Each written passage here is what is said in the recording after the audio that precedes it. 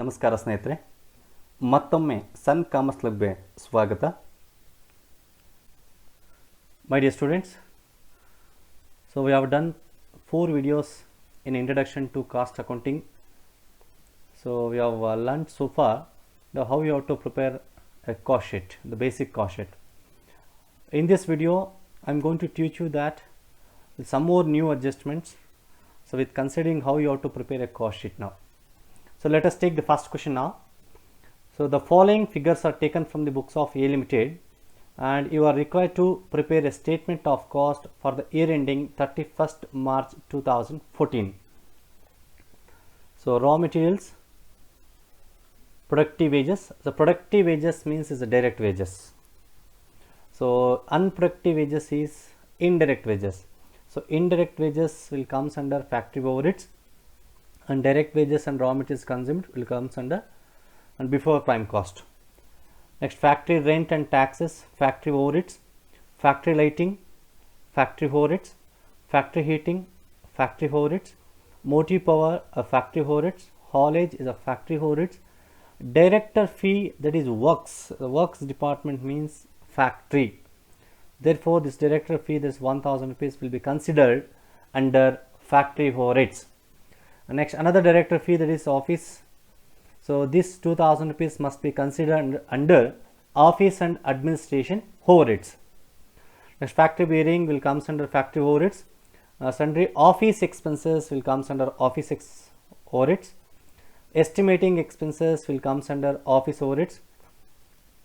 Factory stationery, the factory stationery will, this expenses comes under factory overheads. So my dear students, the word itself they are giving hint. So these expenses will comes under which heading? So you have to see that. Just on common sense, only common sense students here. So next, office stationery will comes under office overheads. A consumption of loose tools will comes under factory overheads. Office rent and taxes will comes under office overheads. Water supply will comes under factory overheads. Factory insurance will comes under factory overheads, and office insurance will comes under office overheads. Legal expenses will comes under office overheads. Direct expenses, so will comes under before prime cost. So what is that? Direct raw materials consumed, direct labor, direct expenses. Aggregate of this will be called as prime cost. So ಈ direct expenses ಅಲ್ಲಿ ಬರುತ್ತೆ ನಿಮಗೆ. So next, so rent of warehouse. So ಎಲ್ಲಿ ಬರುತ್ತೆ warehouse? The selling and distribution expenses. So once you finish this goods, the finished goods ಆದಮೇಲೆ you have to keep the goods with safely. So ಏನು ಮಾಡಬೇಕು? You have to kept in a separate godown, that is called warehouse. So warehouse charges ಎಲ್ಲ will comes under selling and distribution overheads. So depreciation of plant and machinery. So my dear students, ನೋಡಿ ಇಲ್ಲಿ 3 depreciation ಇದೆ. So depreciation of office and building and depreciation of delivery vans. ಈಗ ನಮ್ಮ common sense. So plant and machinery ಎಲ್ಲಿ use ಮಾಡ್ತೀರಿ? In factory. ಈಗ ಏನಾಗುತ್ತೆ? So whatever the expenses incurred for this plant and machinery will comes under factory overheads. So next, whatever the expenses incurred, office stationery, like office buildings ಆಗಿರ್ಬೋದು, repairs and maintenance ಆಗಿರ್ಬೋದು, ಅಥವಾ ಏನೇ office equipments ಮೇಲೆ ಅದಕ್ಕೆ ಏನಾದರೂ repairs ಆಗಿರ್ಬೋದು, ಎಲ್ಲ ಏನಾಗುತ್ತೆ ನಿಮಗೆ ಆಫೀಸ್ ಓವರ್ಹೆಡ್ಸಲ್ಲಿ ಬರುತ್ತೆ. ಈಗ ಏನಾಗುತ್ತೆ? Depreciation of office and building, office station and building ಎಲ್ಲ ನಿಮಗೆ will comes under office overheads. Next, depreciation of delivery vans. So delivery vans ಅಂದರೆ ಸೊ ನಿಮ್ಮಲ್ಲಿ ಪ್ರೊಡ್ಯೂಸ್ ಮಾಡಿರುವಂತಹ goods, so you have to reach the goods, you need to reach these goods to the customers. So ಒಟ್ಟು ಏನು ಮಾಡ್ತೀರಾ? You will use various channels of distribution. ಅದರಲ್ಲಿ ಏನು ಮಾಡ್ತೀರಾ? Delivery vans ಅಂತ ಒಂದು option. So you will going to transfer goods from a factory to retail ಔಟ್ಲೆಟ್ಸ್ಗೆಲ್ಲ transfer ಮಾಡ್ತಾ ಹೋಗ್ತೀರಾ. ಸೊ ಈಗ ಡೆಲಿವರಿ ವ್ಯಾನ್ಸ್ ಏನಾದರೂ ಎಕ್ಸ್ಪೆನ್ಸಸ್ ಆದರೆ, so such expenses will comes under selling and distribution overheads. So ಈಗ ಏನಾಗುತ್ತೆ? This depreciation of delivery vans will comes under selling and distribution ಓವರ್ಹೆಡ್ಸಲ್ಲಿ ಬರುತ್ತೆ. So bad debts will comes under selling and distribution overheads. Advertisement, so your promotion of your sale goods, the finished products ಏನಾಗುತ್ತೆ? Advertisements will comes under selling and distribution expenses. Sales department salary. So sales department ಅಂದರೆ ಏನು ಬರುತ್ತೆ ನಿಮಗೆ? Selling and distribution expenses. Maintenance of delivery vans, whatever the expenses incurred for these delivery vans, so such expenses will comes under selling and distribution overheads. So bank charges will not comes under any other, under this overheads, just excluded from the cost sheet. So commission on sales. So commission on sales ಏನಾಗುತ್ತೆ? So this is promotion of sales. So ಏನಾಗುತ್ತೆ ನಿಮಗೆ selling and distribution expenses ಅಲ್ಲಿ ಬರುತ್ತೆ. And sales ಕೊಟ್ಟಿದ್ದಾರೆ. So ಈಗ hint ಅದು ಅವನು sales ಕೊಟ್ಟರೆ ನೀವೇನು ಮಾಡಬೇಕು? ಪ್ರಾಫಿಟ್ ಫೈಂಡ್ ಔಟ್ ಮಾಡಬೇಕು. ಅಥವಾ ಏನಾದರೂ ಪ್ರಾಫಿಟ್ ಕೊಟ್ಟಿದ್ದರೆ ನೀವೇನು ಮಾಡಬೇಕು? ಸೇಲ್ಸ್ನ ಫೈಂಡ್ ಔಟ್ ಮಾಡಬೇಕಾಗತ್ತೆ. ಜಸ್ಟ್ ಇದನ್ನು ಕಾಸ್ಟ್ ಶೀಟಾಗಿ ಪ್ರಿಪೇರ್ ಮಾಡ್ತಾ ಹೋಗೋಣ. So statement of cost sheet. So for the year ending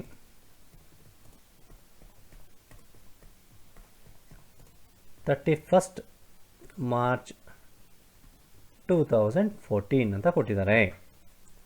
okay, next. So on particulars amount ಮಾಡ್ಕೊಂಡಿದ್ದೀವಿ. The raw materials consume 33,000, direct wages 35,000, direct expenses 3,000. So aggregate of this will be called as prime cost. So ಈ prime cost ನಾವೇನು ಮಾಡಬೇಕು? ಯಾವ to add factory overheads. ನಾವು factory overs ಅಷ್ಟು discuss ಮಾಡಿದ್ರಿ.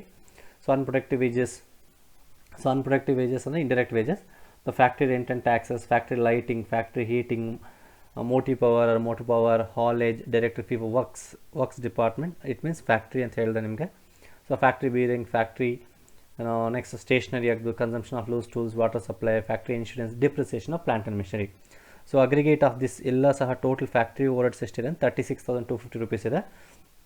So ಈ 36,250 rupeesನ you have to add it to this prime cost. 71,000 add ಮಾಡಿದ್ರೆ ನಿಮಗೆ 1,07,250 rupees ಬರುತ್ತೆ.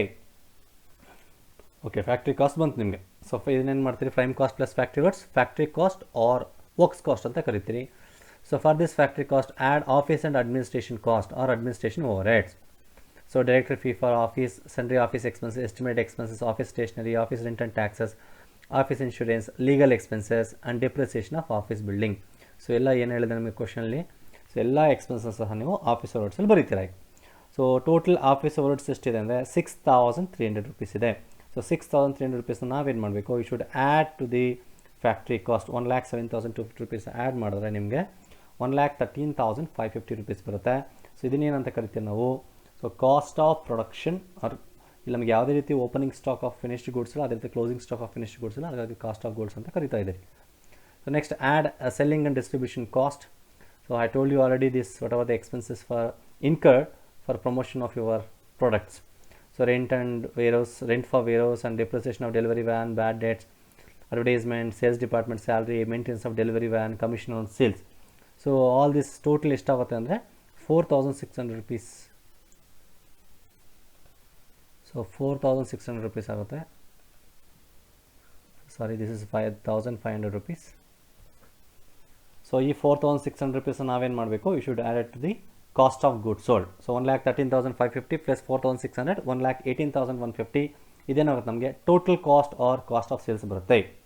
ಸೊ ನಾನು ಈಗಾಗಲೇ ಹೇಳಿದ್ದೀನಿ, ನಮಗೆ ಸೇಲ್ಸ್ ಕೊಟ್ಟಿದ್ದಾನೆ 1,42,750 rupees ಸೇಲ್ಸ್ ಇದೆ. ಸೊ ಈಗ ಈ ಸೇಲ್ಸ್ನ ಏನು ಮಾಡಬೇಕು? ಸೇಲ್ಸ್ ತೊಗೊಂಡು ನಮ್ಮ ಹತ್ರ ಟೋಟಲ್ ಕಾಸ್ಟ್ ಇದೆ, sales minus total cost, you will get profit balancing figure. So 1,42,750 minus 1,18,150 ಹಾಗಾಗಿ ಪ್ರಾಫಿಟ್ ಬರುತ್ತೆ. ಸಪೋಸ್ ಕಾಸ್ಟ್ ಜಾಸ್ತಿ ಇದ್ದರೆ ಪ್ರಾಫಿಟ್, ಸೇಲಿಂಗ್ ಪ್ರೈಸ್ ಕಡಿಮೆ ಇದ್ದಾಗ ಏನಾಗುತ್ತೆ? ಆಬ್ವಿಯಸ್ಲಿ ಲಾಸ್ ಬರುತ್ತೆ. ಯೂಶಲಿ ಲಾಸ್ ಬರೋಲ್ಲ. ಸೊ ಆ ರೀತಿ ಟ್ರೀಟ್ ಮಾಡಬೇಕು. ಸೊ ಇದು simple cost sheet.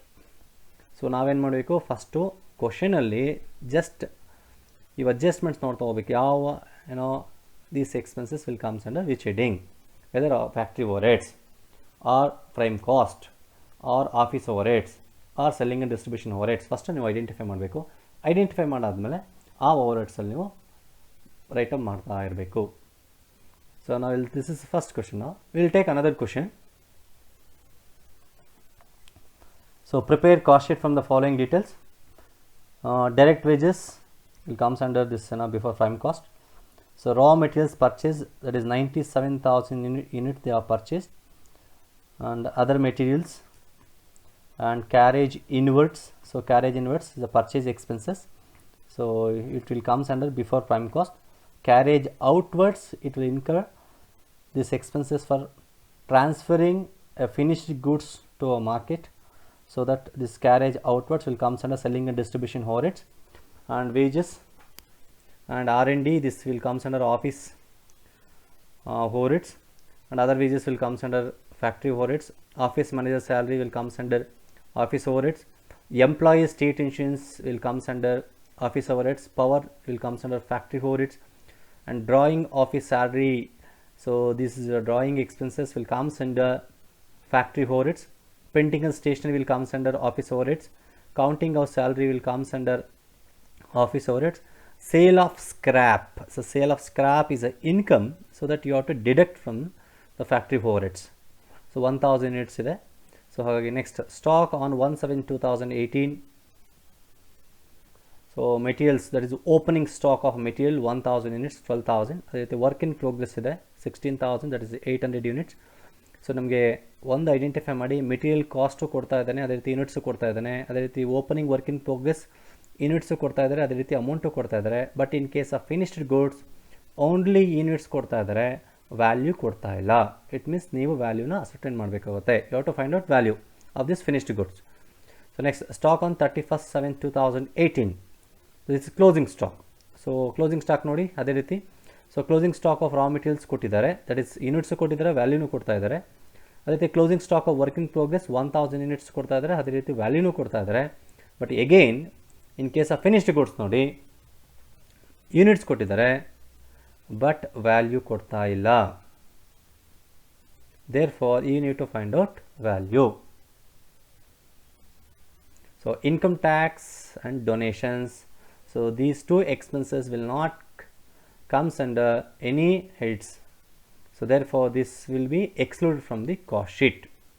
And selling and distribution expense ₹1 per unit manufactured, and 96,000 units finished stock is valued at current cost, and the profit has 10% of sales. So profit ಏನು ಮಾಡ್ತಾ ಇದ್ದಾನೆ, 10% on sales ಅಂತ ಕೊಡ್ತಾ ಇದ್ದಾನೆ. So ಈ ಇಂಟ್ನ ಬಳಸ್ಕೊಂಡು we need to find out profit and also we need to find out sales. ಇದನ್ನು ನಾನು ಲೇಟಾಗಿ ನಾನು ಚೆಕ್ ಮಾಡ್ತೀನಿ. Let us prepare the solution ನಾವು. The statement of cost sheet for the year ended 31/7/2018. So number of units produced, so particulars units and amount ನಮಗೆ ಯೂನಿಟ್ಸಲ್ಲಿ ಕೊಡ್ತಾ ಇದ್ದಾನೆ, ಹಾಗಾಗಿ ಯೂನಿಟ್ಸ್ನ ಕನ್ಸಿಡರ್ ಮಾಡ್ಕೊತಾ ಇದ್ದೀನಿ. So opening stock of raw materials, so ಎಷ್ಟಿದೆ 1000 ಯೂನಿಟ್ಸ್ ಇದೆ, ಅಮೌಂಟ್ ಎಷ್ಟಿತ್ತು 12,000 rupees ಇದೆ.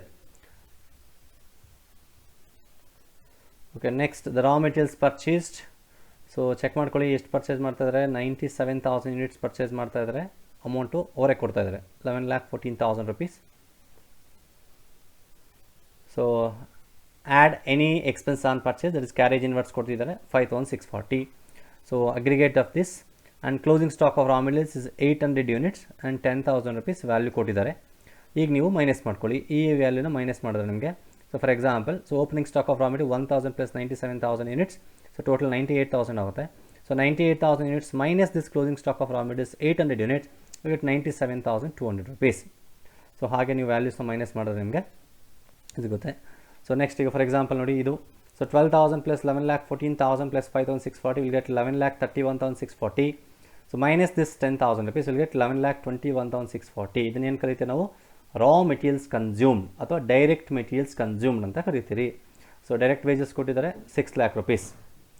ಸೊ ನಾವು 11,21,640 + 6 lakh 17,21,640 ಇದೇನಾಗುತ್ತೆ ನಿಮಗೆ prime cost. This is the first cost.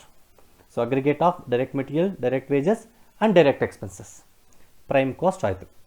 So next ಈಗ ಫ್ಯಾಕ್ಟ್ರಿ ವರ್ಡ್ಸ್ ನೋಡೋಣ. ಅವ್ರು ಕೊಟ್ಟಿರೋದೆಲ್ಲ ತೊಗೊಳ್ಳಿ.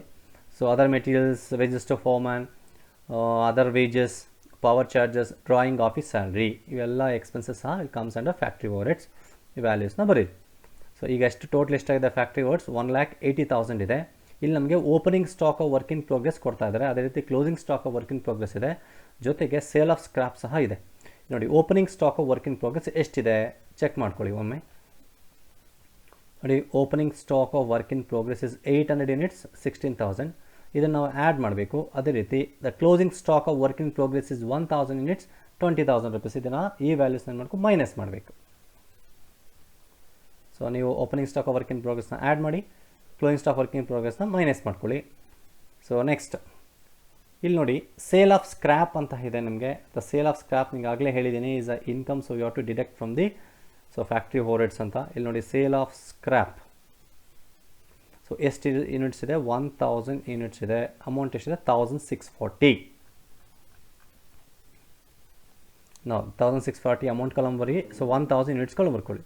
ಸೊ ಸೇಲ್ ಆಫ್ ಸ್ಕ್ರಾಪ್ ಏನು ಮಾಡಬೇಕು ಮೈನಸ್, ಹಾಗಾಗಿ ಏನು ಮಾಡ್ತೀರಾ ನೋಡಿ 97,000 ಮೈನಸ್ 1000 96,000 ಯೂನಿಟ್ಸ್. ಸೊ ಅದೇ ರೀತಿ 1,76,000 minus 1640 we get 1,74,360. this is factory overheads ಆಯಿತು. ಸೊ ನಾವು the prime cost plus factory overheads, that is 1,74,360 plus 17,21,640, we get 18,96,000. ಇದೇನು ಕರಿತೀವಿ ನಾವು factory cost or works cost. ಇದಕ್ಕೆ ನಾವೇನು ಮಾಡ್ತೀವಿ, you should add office and administration overhead. So research and development cost, that is 30,000.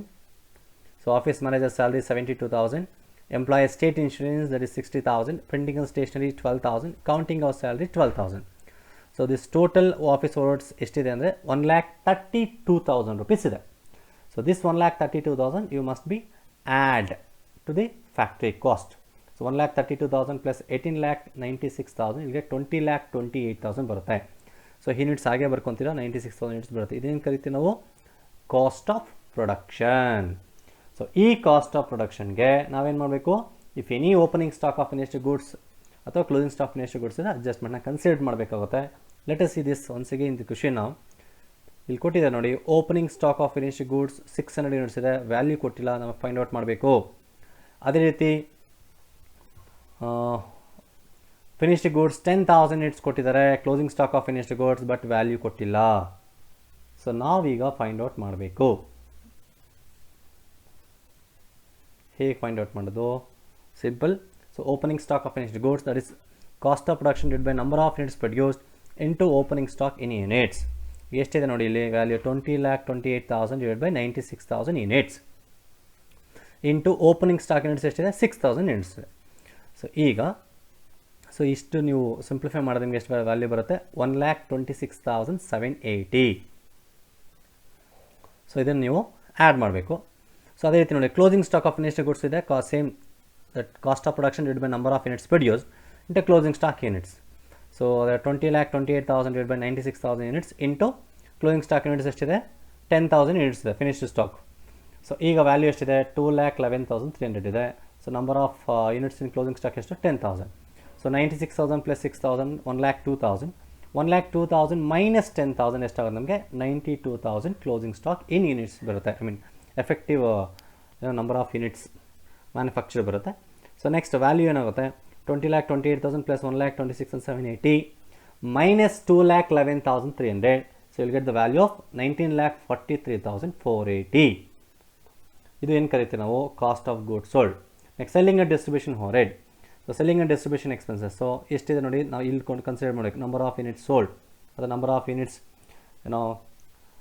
Finished goods after sending this closing stock ಎಷ್ಟಿದೆ ನಮಗೆ 92,000 units ಇದೆ.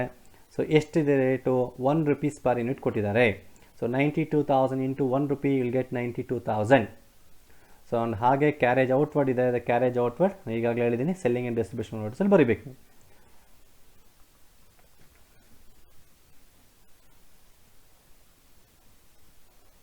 Selling and distribution overhead ಬರೀಬೇಕು. ನೋಡಿ ಇಲ್ಲಿ ಕೊಟ್ಟಿದ್ದಾರೆ.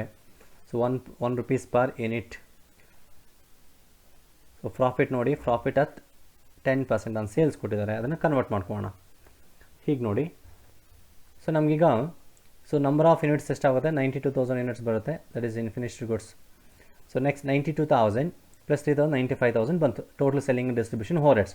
ಇದನ್ನು ನಾವೇನು ಮಾಡಬೇಕು ಆ್ಯಡ್ ಮಾಡಬೇಕು. 19,43,480 ಪ್ಲಸ್ 95,000 ವಿಲ್ ಗೆಟ್ 20,38,480. ಸೊ ಈಗ ನಾವು ಪ್ರಾಫಿಟ್ನ ಕಂಡುಹಿಡಬೇಕು ಸ್ನೇಹಿತರೆ. ನೋಡಿ ನಮಗೆ ಟೋಟಲ್ ಕಾಸ್ಟ್ ಅಮೌಂಟ್ ಇದೆ.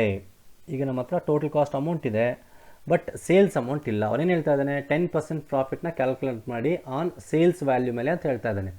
ಬಟ್ ನಮ್ಮ ಹತ್ರ ಸೇಲ್ಸ್ ವ್ಯಾಲ್ಯೂ ಇಲ್ಲ. ಈಗೇನು ಮಾಡಬೇಕು, ಬಟ್ ನಾವು ಕನ್ವರ್ಟ್ ಮಾಡ್ಕೊಬೇಕಾಗುತ್ತೆ. ಹೇಗೆ ಕನ್ವರ್ಟ್ ಮಾಡ್ಕೊಳ್ಳೋದು, ಸಿಂಪಲ್. ಎಷ್ಟು ಪರ್ಸೆಂಟ್ ಪ್ರಾಫಿಟು 10%. ಸೊ ಅದರಲ್ಲಿ 100 ಮೈನಸ್ 10% ಮಾಡ್ಕೊಳ್ಳಿ, ಡಿವೈಡ್ ಬೈ 90 ಬರ್ಕೊಳ್ಳಿ. ಓಕೆನಾ. ಸಪೋಸ್ 20% ಪ್ರಾಫಿಟ್ ಇದ್ದರೆ ಸೊ 20 ಡಿವೈಡ್ ಬೈ 80 ಹೇಗೆ ಬರುತ್ತೆ 100 ಮೈನಸ್ 20% ಪ್ರಾಫಿಟ್ ಹಾಗೆ. ಸೊ ಈಗ 90 ಇಂಟು ದಿಸ್ ಟೋಟಲ್ ಕಾಸ್ಟ್ ಎಷ್ಟಿದೆ ವ್ಯಾಲ್ಯೂ 20,38,480. ಜಸ್ಟ್ ವ್ಯಾಲ್ಯೂ ಮಾಡೋದು ನಿಮಗೆ 2,26,497 ಬರುತ್ತೆ. ಇದು ಪ್ರಾಫಿಟ್. ಈಗೇನು ಮಾಡಬೇಕು, total cost plus profit will get sales. So 22,64,977 value ಬರುತ್ತೆ total sales value. And units ಎಷ್ಟು, 92,000 ಯೂನಿಟ್ಸ್. ಸೊ ಹೀಗೆ ನಾವು ಕಾಸ್ಟ್ ಶೀಟ್ನ ಪ್ರಿಪೇರ್ ಮಾಡಬೇಕು. ಸೊ ಐ ಹೋಪ್ ಸೊ ನಿಮಗೆ ಈ ವಿಡಿಯೋ ಹೆಲ್ಪ್ ಆಯಿತು ಅಂತ ಎಕ್ಸ್ಪೆಕ್ಟ್ ಮಾಡ್ತೀನಿ. Please share my videos to your friends, and thank you so much for watching my YouTube channel.